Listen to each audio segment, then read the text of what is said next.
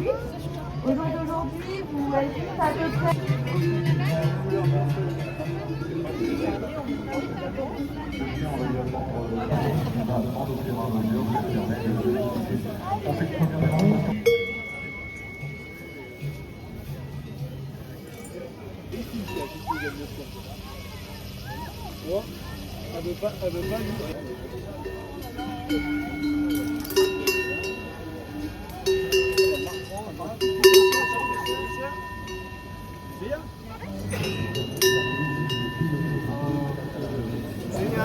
Tiens, ma chef, bien.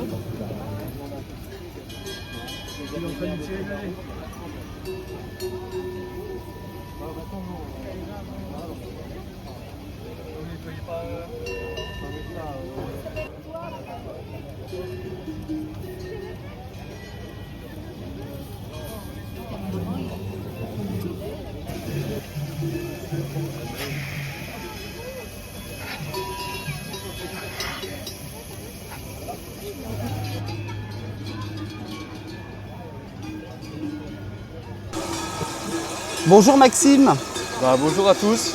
jeune agriculteur justement lors de cette fête donc du Reblochon du côté d'Annecy en Haute-Savoie. Alors Maxime aujourd'hui est là justement en tant que jeune agriculteur, il apprend en ce moment donc du côté du lycée des Gronières justement le métier. C'est ça, on apprend en terminale à la MFR des Dronières à Cruzeil. Je suis en stage à l'ERL de la Boiserie à Serraval. Et là aujourd'hui je suis présent pour m'aider sur le stand des GIA, notamment la buvette et comme ici à la traite des vaches. Alors vous faites ça depuis combien de temps? Vous avez commencé depuis combien de temps? Ça fait depuis ma 3e que je suis en formation agricole.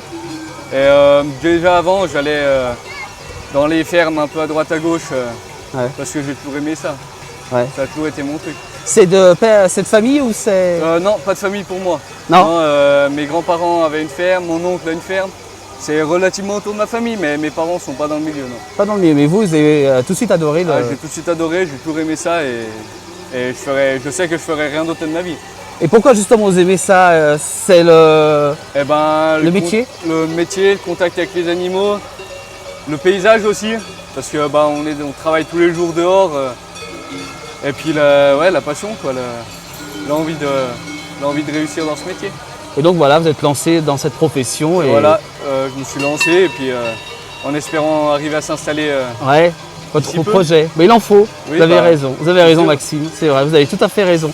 On peut avoir un petit exemple pour une traite de vache? Ouais, elle est bientôt finie elle, non?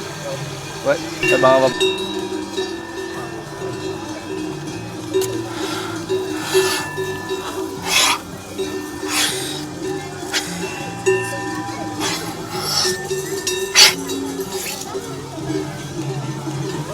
Après, là, il arrive là. Là, il est aspiré directement dans le pot. Et après, là, le tuyau, là, ça tire l'air en fait. Ah, ouais, ça enlève l'air du pot, ce qui fait que ça tire le lait de la vache. D'accord. Et ça prend combien de temps en moyenne par vache? En moyenne, à peu près 5 minutes. 5 minutes, ah oui. Ça dépend vraiment de la production de la vache, quoi. Ouais, ça va assez rapide, quoi. Ah ouais, si, c'est assez rapide. Est-ce que quand elles sont plus jeunes, ça va plus vite ou... En général, quand elles sont plus jeunes, elles font un peu moins de lait. Donc oui, systématiquement, ça va plus vite. Ouais. Après, ça dépend tout de la génétique, ça dépend tout de l'alimentation, ça dépend tout de... Ça, c'est vraiment aléatoire. Voilà. Je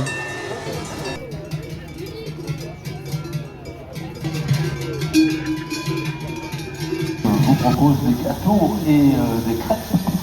Gâteaux et crêpes, ils vendent ça pour financer des machines auprès de ces différents artisans. Ça se passe bien.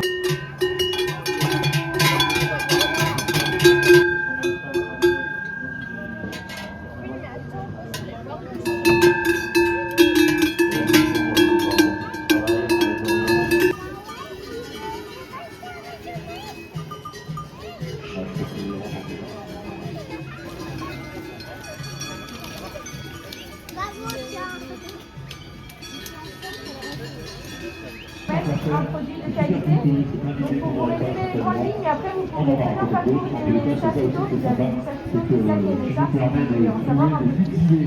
Mais en gros, sa première lactation quand elle a 3 ans. Donc en moyenne, ça fait 8 plus 3, ça va faire à peu près. Température de la cave. Voilà, pour l'affinage. Une tonne, on va travailler un lait qui va être à 36, 37, 38 pour certains. Allez-y. Alors, ce printemps du Reblochon, c'est exceptionnel. Une fois par an, ça permet à toutes ces personnes, de très très nombreuses personnes, qui viennent donc passer un petit moment. Simplement, en 1 heure ou 2, vous pouvez tout savoir sur l'agriculture ici, donc dans les Aravis et en Haute-Savoie, et surtout l'agriculture des alpagistes, le reblochon fermier qui est essentiellement sur toutes les communes de la vallée de Thône, c'est-à-dire La Clusaz, Manigot, Saraval, Les Clés, le Bouchet, Montcharvin, le Reposoir, Glières, Val-de-Borne, voilà, le Grand Bornand bien sûr.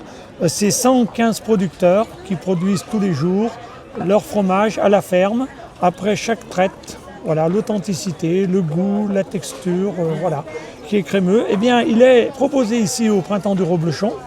Et là, on fait un petit concours où 5 grossistes ont mis leurs meilleurs producteurs, 5 grossistes, donc qui acheminent, ces grossistes, c'est ceux qui acheminent ce Reblochon fermier à Paris, bien sûr à Rungis, et puis aussi dans tout chez les crémiers essentiellement, les grandes surfaces aussi, les traiteurs, les chambres d'hôtes, les grandes tables étoilées, voilà.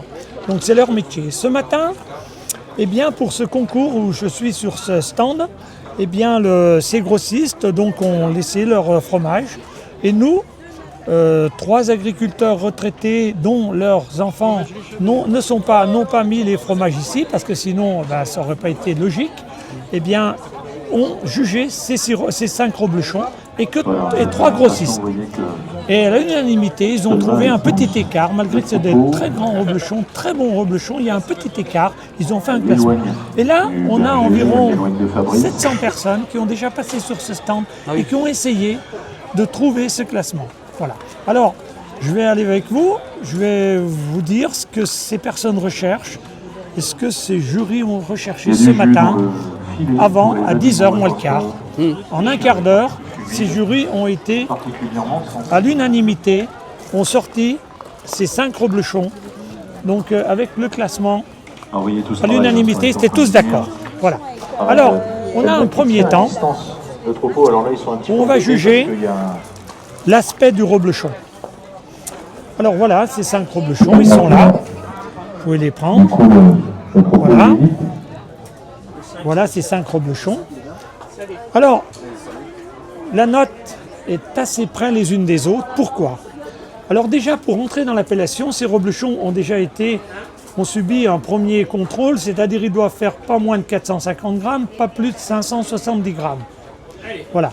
Sinon, ils n'ont pas le droit de s'appeler reblochons. Alors, ils ont tous dans le même... Vous voyez, ils ont tous donc le bon poids. Ensuite, le bon critère, c'est qu'ils ont une belle mousse. Voilà, une mousse qui est... On appelle ça le géotricot, mais ils ont une très belle mousse. Donc, on voit qu'ils sont sensiblement tous homogènes. Moi, je vais vous dire, soit le jury ce matin, il y a eu 2 points d'écart entre celui qui a la plus belle présentation et celui qui l'a un peu moins. Voilà. Donc, c'est pas significatif, c'est pas ça qui va faire la note finale. La note finale, ça va être le goût. Donc, voilà la première partie. Regardez. Donc, voilà. Ces fromages-là, ils sont pratiquement ex-aequo au coup d'œil. Voilà, il n'y a pas un gros écart. Moi, je vais vous dire, le plus beau, c'est celui-là. Parce qu'il est un peu plus détalonné, il est très lisse, une croûte très fine. Voilà. Après, alors voilà, mais bon. Et puis, celui qui me plaît un peu moins, ce sera celui-là. Parce qu'il a une croûte, vous voyez, qui rentre un peu comme ça, un peu moins homogène. Voilà. Mais quoi? On a 1,5 point entre celui-ci et celui-ci. Voilà, c'est pas ça qui va déterminer du tout la note finale. On va continuer après avoir. Donc ces personnes notent l'aspect. On appelle ça l'aspect général. Après, on a aussi un critère. La croûte doit avoir une bonne odeur. Mais ils ont tous une bonne odeur de croûte. Le jury ce matin, qui est très professionnel, sent le reblochon. Et ce goût, il a un goût un petit peu fermenté, un goût de cave. Hein, voilà. Mais pas d'excès. Ils ont tous un très bon goût. Voilà. Voilà. C'est tous un très bon goût de reblochon. Voilà. Sans excès. Donc voilà, maintenant on va continuer. Alors on propose ensuite. Alors voilà, vous avez les 5 reblochons que l'on a retrouvés là, qu'on vient de voir précédemment. Et là, maintenant, on doit donc avoir une note sur 5 aussi, sur la texture.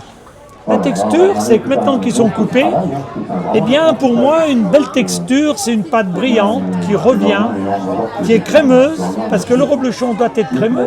Donc si on a une pâte qui correspond plutôt à un comté, eh bien elle ne sera pas brillante et elle sera trop ferme. On doit, quand on regarde comme ça le reblochon, avoir envie de déguster. La pâte doit donner envie. Alors, eh bien, moi je vais vous dire, ceux qui donnent plus envie là, c'est lesquels? C'est peut-être le 4, le 3, ensuite je vais mettre le 2, ensuite je vais mettre le 1 et après je mettrai le 5 en dernier. Voilà, voyez, regardez, par la brillance et la texture, cette onctuosité de la pâte. Voilà. Voilà, et maintenant, alors là, je vais avoir quoi? 3 points d'écart. Mais entre les 2 points d'écart qu'il y aura là et les 3 là, ça ne va pas faire la note. La note maintenant, c'est le goût, c'est en bouche. En bouche, je dois avoir un bon goût. Un bon goût, c'est quoi? C'est pas d'excès dans le sel, c'est pas d'excès dans l'amertume. C'est une croûte qui passe bien au palais, qui reste pas longtemps en bouche. Un fromage crémeux avec du goût, un goût noisette, un bon goût franc. Voilà, franc, c'est-à-dire naturel. Voilà. Et bien là, voilà, alors maintenant il me reste à déguster. Et c'est là, cette note elle est sur 10. Donc si vous voulez, finalement c'est la note qui va déterminer le classement. Elle est presque seule ici. Voilà. Parce qu'ils ont tous une note assez près, mais par contre, là on sait déjà au coup d'œil que le 5 qui a une pâte voilà, assez sèche, ben, il va déjà nous décevoir. En goût, on le préconise déjà à l'avance parce qu'il n'a pas les critères d'un bon reblochon. Simplement à la coupe, vous voyez. Voilà. Alors là maintenant, eh bien, je vais le... Allez, on va le déguster. Alors je déguste. Alors moi, comment un jury, il déguste par celui qui lui plaît le plus au coup d'œil.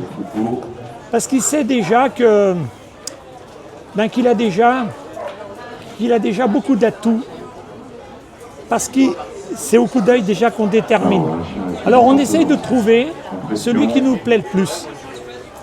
Ici, la texture. Moi, la texture, celui qui me plaît le plus, c'est le 4. Regardez, il est très brillant, très très brillant, il revient bien. Alors je commence à goûter le 4. Voilà. Allez, le 4 en premier.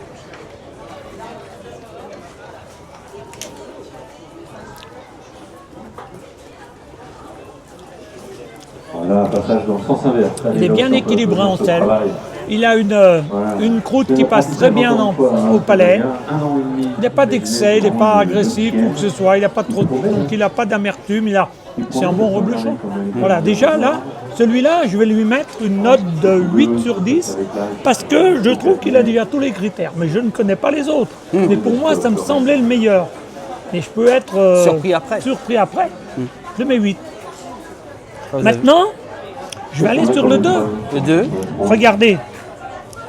C'est celui qui se rapproche le plus du 4. Alors, on goûte une petite partie là. Normalement, on doit avoir son couteau et... Donc, tout d'abord une recherche. Tous les animaux sont à plus de 300 mètres, il faut aller les rechercher. Et ensuite, on les conduit. Alors, numéro 2. On a un parcours avec des obstacles tout le long. Donc, on a un parc de tri qui sert aussi dans une ferme pour éventuellement... Alors, le 2...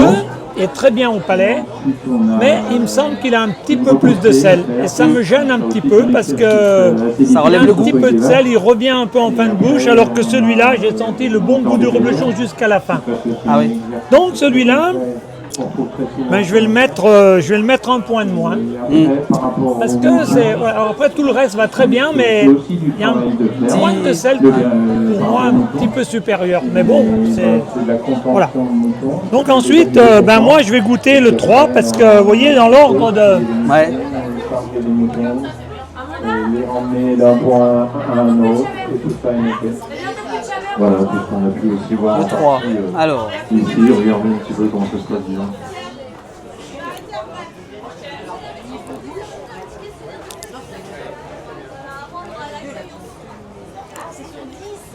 Alors le 3, ce qui me gêne c'est la croûte. Ah. Il a une croûte plus épaisse, voilà. on y voit, ouais. Et elle reste un peu collante et elle reste un peu trop longtemps en bouche par rapport aux deux précédents. Donc je n'ai pas senti presque la croûte.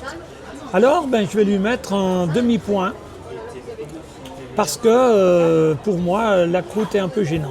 Alors par rapport à celui-là, il est un petit peu plus, il a un petit peu moins de sel, mais C'est la croûte. la croûte me gêne.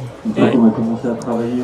Donc c'est embêtant, donc je préfère celui-là, c'est mon choix. Voilà. Et puis là maintenant, je vais aller dans l'ordre de mes critères de texture. Je vais goûter le 1. Le 1, ouais. Donc quand on n'a pas de chien, il se manque de l'eau, puissance 20. C'est terrible. Alors que le chien, on a l'impression des fois qu'il sert à rien. Pour moi, le 1, c'est un reblochon qui est encore trop jeune. Ah. C'est-à-dire que voilà, mais c'est le grossiste qu'il a mis. Ben voilà, il a pensé qu'il était à maturité pour être. Alors, il n'exprime pas de gros défauts, mais pas de grande qualité. C'est-à-dire, il n'est pas tout à fait assez crémeux. Il manque de goût en général. Mais ce n'est pas un défaut, c'est que s'il avait une semaine de plus, il serait peut-être parfait. Ouais. Et puis, Il manque une semaine. Voilà, il manque une semaine. Voilà ce que je reproche au 1. Voilà. Et puis maintenant, je vais goûter le 5, qui me semble, dont celui qui me déçoit le plus visuellement. Aujourd'hui, c'était congé, on fait en congé, là, vous venez nous faire cette petite démonstration, c'est sympa. Et puis demain, on retrouve l'exploitation. C'est ça, demain, on va retrouver nos vaches, faire nos vaches, faire nos Le fromages, numéro 5. jour de son permis, et voilà. Et avec le sourire. Alors, Tu t'es pas trompé de filière, tout va Eh bien. bien, vous voyez, maintenant, ben, je vais mettre le 5 devant le 1. Ah. C'est ce que je voulais faire. le Parce pourquoi que le goût Ça fait est plaisir plus d'être là, prononcé, et puis, allez acheter du il y a plus de reblochon, goût. parce que c'est du bon produit. alors qu'il semblait en Allez, texture. vous, faites du reblochon, faut pas faire autrement maintenant. Merci, Eh bien, je remets, maintenant, je change mon classement. à chaque fois de rencontrer les- Eh bien, au lieu de mettre le 5 en dernier, je vais le mettre en dernier. Voilà, vous voyez? D'accord. Ils sont là. Donc là, j'étais un peu surpris. Il semblait assez moyen en texture, et finalement, il est plus affiné, il a plus de goût, il est plus de goût. Donc, voilà mon classement définitif. J'ai changé. Alors, si je doute, je peux recommencer à goûter, mais entre-temps, il faut manger un peu de pain. oui, c'est important Voilà, ça. oui, important, c'est-à-dire pour éliminer tout et on recommence à goûter pour confirmer. Voilà un jury qui est parfait, qui fait tout ce qu'il peut pour exécuter parfaitement son travail. Bah voilà. Donc, voilà voilà. pour le jury donc, de ces reblochons qui nous a expliqué Denis. Voilà, Merci beaucoup exactement. Denis pour toutes Merci. ces explications. Voilà. Et puis, Alors, ce que je veux donc résumer ici, pour la personne qui vient 1h30 au printemps du Reblochon, elle voit les races, elle voit l'alimentation, elle voit la fabrication, elle goûte le reblochon, elle a la possibilité d'acheter des reblochons et les goûter avant, parce que les grossistes, comme ici, c'est pas les mêmes, qui vendent là-bas, eh bien, ils proposent de déguster avant d'acheter. Ça, c'est Et bien. vous dégustez et vous achetez celui qui vous a le plus sur 6-7 reblochons. C'est exceptionnel. Ah oui, ça, c'est Donc, bien. ce qui est formidable pour les gens, c'est qu'une fois qu'ils sont venus ici, ils savent tout sur le reblochon à vie. Ils ont tout découvert sur le reblochon fermier. comment il est fait, Voilà comment il est fait, la qualité, selon, le cahier des charges, les alpages, les races, tout, il sait tout, absolument tout. Il est incollable. Donc c'est formidable et c'est pour ça qu'il y a énormément de monde et c'est pour nous la meilleure publicité.